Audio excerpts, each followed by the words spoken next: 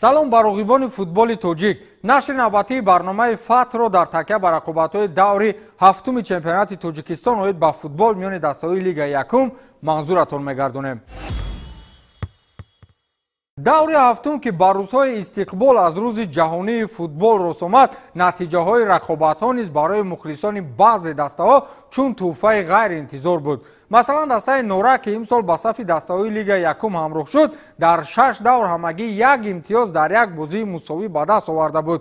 дар истиқболи рӯзи ҷаҳонии футбол бозингарони тими мазкур ба мухлисони худ тӯҳфаи хотирмони 3 имтиёза ташкил карданд ки ин ҳадя бар муқобили яке аз тимҳои пурқуввати чемпионат шодмони ҳисор ба даст омад. бозии аввалини даври ҳафтуми рақобати тимҳои рангон ва ваҳдат буд ки яке аз рақобатҳои пуршиддати давр ба ҳисоб мерафт. барои дастаи ваҳдатӣ бошад баъди ғалабаи даври қаблӣ ангезаи баланд буд то мавқеи худро дар миёнаҳои ҷадвал мустаҳкам намояд. аз ин рӯ муқобили дастаи навкори чемпионат омодагиҳо хуб буд, вале рангон низ дар навбати худ ва дар мавсими аввалинаш натиҷаҳои хубро ба даст меорад. бозии дастаҳои мазкур низ хеле тамошобоб сурат гирифт. ягона рақобате ки дар ин миён баргузор нагардид ин дидори дастаҳои душанбе ва моҳири ёвон буд ки ин бо сабаби сафарбар шудани мунтахаби 17-солаҳои кишвар ба мусобиқаи кафа дар тошканти ӯзбекистон аст. мусаллам аст ки ҳайати бозингарони тими душанберо аксарият футболбозони 17-сола ташкил медиҳад.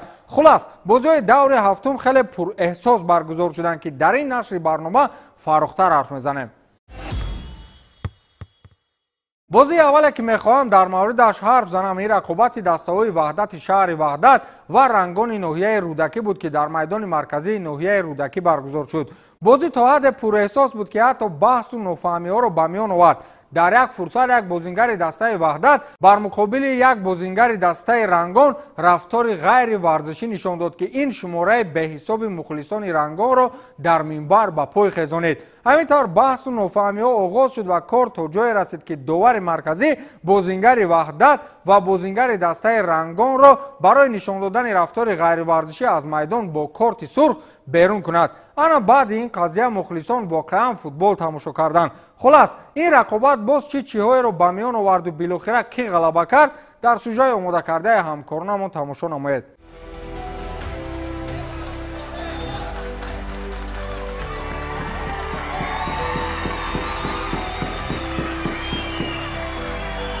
дар доираи даври ҳафтуми чемпионати футболии кишвар миёни бошгоҳҳои лигаи якум дастаи рангони ноҳияи рӯдакӣ дар майдони худ дастаи ваҳдати шаҳри ваҳдатро ба ҳузур пазируфт.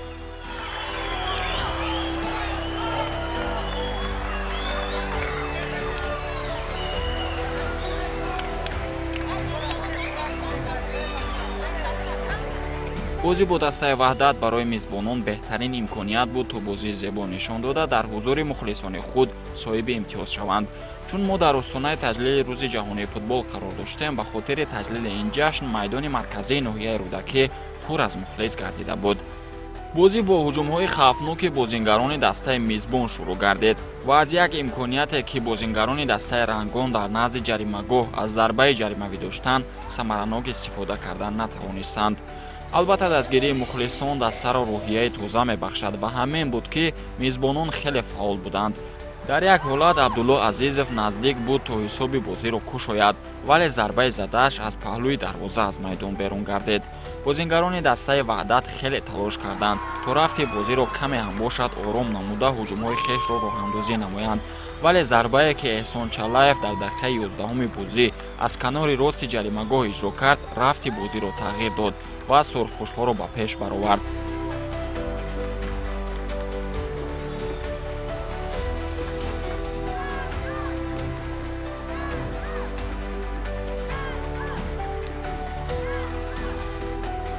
меҳмонон талоши худро барои баробар кардани ҳисоб идома доданд. дар ҳуҷуме ки бозингарони сафедпӯш вориди ҷаримагоҳ шуданд, дифоъгарони дастаи рангон ба Фирдавс Раҳимов имкони зарбазанӣ надоданд ва бо ҳамин яке аз беҳтарин имкониятҳои дастаи ваҳдат бенатиҷа ба интиҳо расид. дар охири нимаи аввал сафедпӯшҳо як имконияти дигари голзаниро барои худ муҳайё карданд, вале ҳангоми ҳаракат ба самти дарвозабон суръати Аҳлиёр Ғафурзода кифоягӣ накард ва дифоъгарон тавонистанд хавфу хатарро аз назди ҷаримагоҳи худ дур кунанд. дар нимаи аввали рақобат мо дигар ягон лаҳзаи ҷолибу ҳолатҳои хавфнокро мушоҳида накардем ва қисми якум бо ҳисоби 1-0 ба анҷом расид.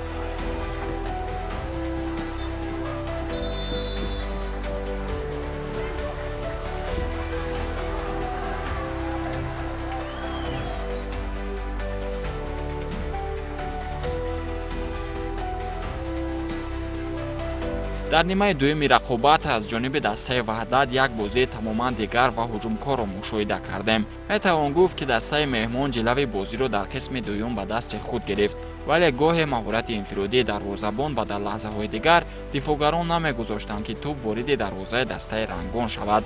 дар як ҳолат сафедпӯшҳо имконияти беҳтарини голзанӣ доштанд, вале Равшан Содиров тавонист якбора ду сейви муҳим анҷом дода дарвозаи худро аз гол эмин нигоҳ дорад.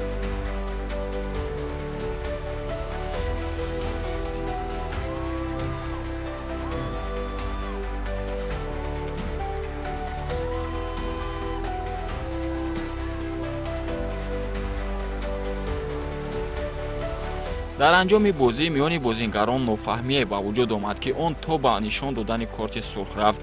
довари рақобат Эркин Мадибоев маҷбур шуд ҳам ба Муҳаммадҷон Раҳмонов ва ҳам ба дифоъгари дастаи ваҳдат Алишер Эргашев корти сурх нишон дода онҳоро аз майдон хориҷ кунад.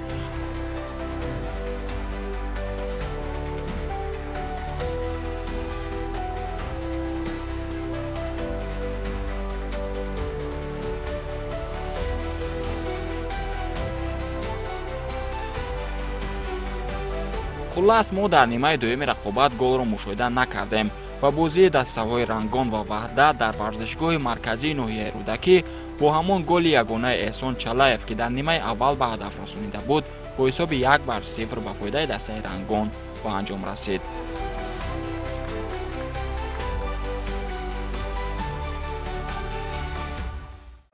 این بازی ما برآمدیم که بازی در آخر خیلی مشکل گذشت با حریف. ضربه قسم اول در ما بود بازی. قسم دوم حریف که با 1-0 قفا که بودن اونها حرکت کرده و پیش می‌خواستن که حساب رو برابر کنن. همه بچه‌ها در رحمت که تا آخر کوشش کردن. مخلصان به حد خوشحال من ورزشگاه خیلی پر بود. با دستگیری مخلصان ما بازی رو غلبه کردیم. خیلی که خود شما دیدید بازی بسیار بازی تیز تندی بازی خیلی گپ زنم با هجوم‌های طرفین قریب که بازی برابر بود. فقط یک لحظه که در فوتبال هم هست که بخت به کی آمد میکند امروز با ما آمد کرد و ما صاحب 3 گل گشتیم.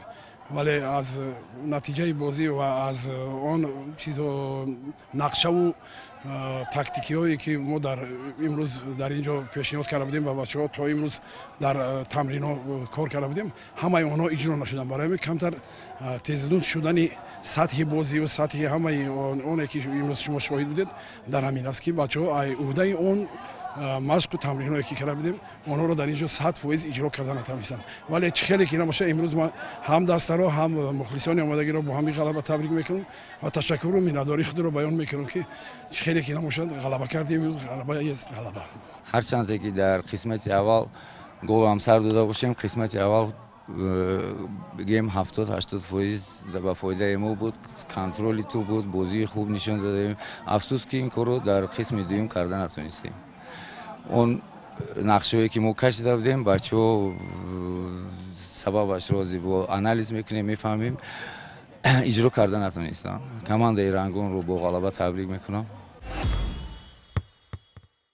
در شهر نورک نیز گفتیم رقابت دسته‌های نورک و شادمان ایثار از رقابت‌های دیدنی دور بود. هرچند امکانیت توسط دستگاه نواربرداری ثبت کردن این بازی را نداشتیم، ولی نوارهای هوسکارانه مخلصان را دسترس کردیم که گل یگانه رقابت را ثبت کرده بودند. این را به آن خاطر نشان میدیم که فوتبالبازان دسته نورک که اکثریت هنوز خواننده مکتب میانه هستند، ولی به این نگاه نکرده مقابل یک دسته تجربه‌دار لیگ یکم بازی ارزنده نشان دادند. буданд. дар қисми аввал ҳарчанд бозингарони ҳар ду тараф кӯшишҳои зиёд доштанд, вале дар қисми дуюм аз ҷониби соҳибони майдон фишорҳо баландтар гардид. аз ду канори хатти ҳамлаи дастаи норак ҳуҷумҳои пайҳам сурат мегирифт ва дар дақиқаи 68 дидор ниҳоят ба задани гол даст ёфтанд ки муаллифи гол Шамсиддин Зуҳурзода гардид. хулас ҳамин гуна ҳуҷумҳо аз ҷониби футболбозони ҳар ду тараф зуд ба вуҷуд меомад, вале тими норак пеши мухлисони худ нагузошт ки ҳарифон ба дарвозаи онҳо гол зананд. ҳамин тавр бо голи ягона